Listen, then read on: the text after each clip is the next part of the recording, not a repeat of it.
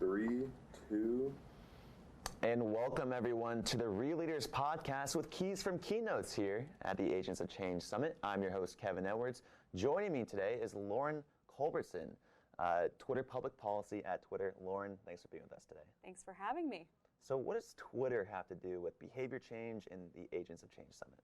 Well, I think, and what I talked a little bit about during the speech, is that Twitter's superpower is that we connect people. I like to think of it as the largest public water cooler on the planet, and anyone can have a conversation about a particular topic there. Nice. So in terms of the opioid epidemic, of vaping, of behavior change for health, how can Twitter help with someone like that? Yeah, going back to that connection, whether it's connecting peer-to-peer to have a conversation about something, whether it's journalists getting their content out there, or public health officials making sure people have access to credible information, Twitter is a place where you can find all of that. So in terms of the public policy part, can you describe maybe what your job entails? Yeah, so the public policy team at Twitter, our mission is to protect and defend the Twitter user's voice. And we also work, we have our nonprofit initiative, Twitter for Good, housed within public policy. And so we really try to leverage Twitter where we can for social change and social good. So, sorry, did I cut you off? No. Okay, I was going to ask you because, so how do you monitor millions and millions and millions of people? Yeah, so obviously when we're looking at solutions, we want to make sure they're scalable, and it's also a global company and a global platform, so we think very globally in the work that we do. So for the opioid crisis specifically, what's an example that comes to your head where Twitter can come in and help create those connections? Yeah, so I think there are a variety of ways. One is we see that a lot of people who are in recovery turn to online tools to support their recovery. There's actually a recent study from Harvard and Johns Hopkins where they estimate that 2.5 million Americans are using online tools in a meaningful way to help with their recovery and support their recovery. And so we really tapped into that by supporting initiatives such as Recovery Month and the recovery movement. That's a lot of the conversations taking place online about recovery. And that's important because it's a disease that can't be cured. There's no cure for it really. And so by having, what you're saying is by having a nice support group on Twitter where you can connect and be involved and engage and share your feelings, it's been helpful in some ways maybe. Yeah, and I think that goes down to basic human connection. And if you're someone with substance use, and this is something that's my family, we're in the middle of this and supporting a family member, whether it's a text, a call. If you don't have a family member you can reach out to text or call, you can go on Twitter and have a conversation with other people in recovery who can support you. So does Twitter monitor anyone that's maybe having like suicidal tweets or anything like that? Like how do you flag anything like that to make sure that you can reach out to them, make sure they're okay? Or yeah, so suicide is something that we think a lot about to make sure that we're giving people access to resources there. So there is a prompt, it's called There Is Help. So if people are talking about or searching about suicide on Twitter, they'll be met with a suicide hotline in their country. Okay, and when we think of today is Safer Internet Day. Yeah.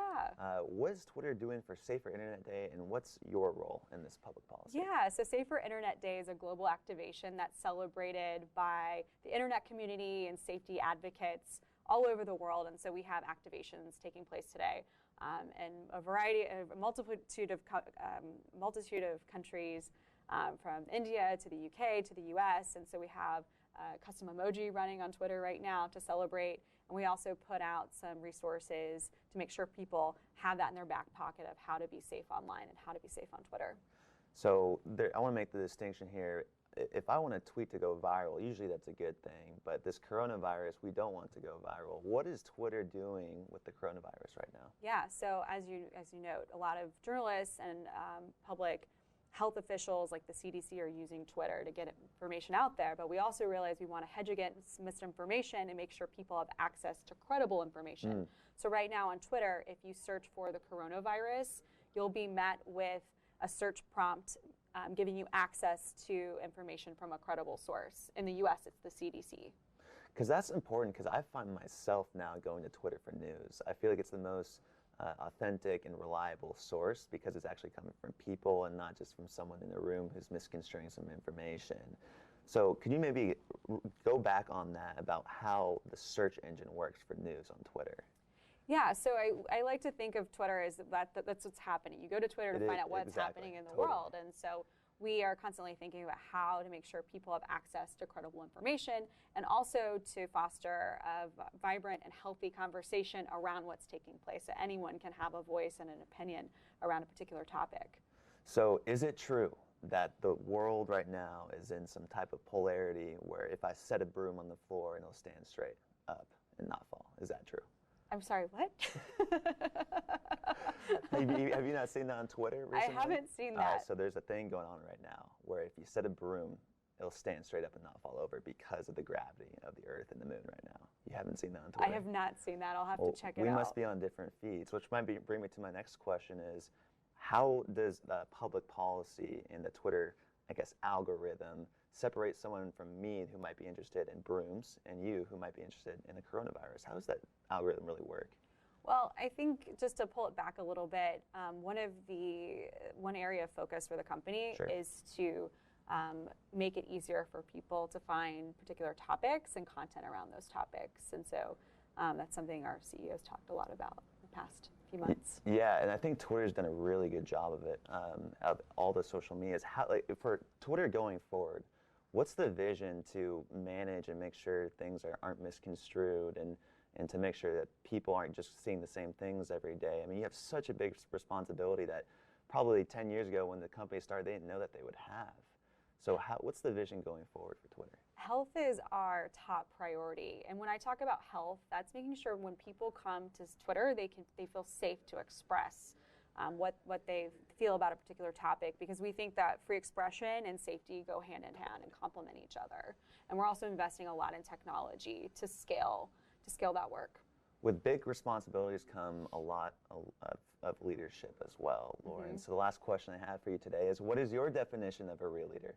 I think it's authenticity. I think leading with your true self, I think, is really important. And I think that's one thing I like about working at Twitter, is that Twitter encourages our employees to bring their true selves to work, but also it's a place where you can be your real self on Twitter. Authenticity, be your real self. Lauren, appreciate your time coming on the show. For Lauren Colbert, I'm Kevin Edwards, asking you to go out there and keep it real. Thanks, Lauren. Thanks. Appreciate you. Thank you so much. All right, folks, and thanks for watching this episode of the Real Leaders Podcast. If you want to learn more from leaders like this interview and you just can't get enough, go online to real-leaders.com/subscribe and get your first magazine for free using coupon code PODCAST25. That's Podcast25, getting your first magazine for free on a 1-year subscription. See you there.